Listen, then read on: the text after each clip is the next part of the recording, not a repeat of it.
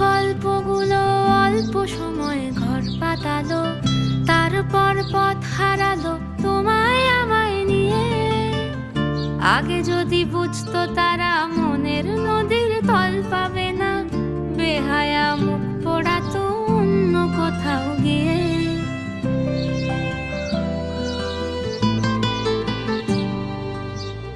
আমাদের গল্পগুলো অল্প সময়ে ঘর পাতালো, তারপর পথ হারালো তোমায় আমায় নিয়ে। আগে যদি বুঝতো তারা মনের নদী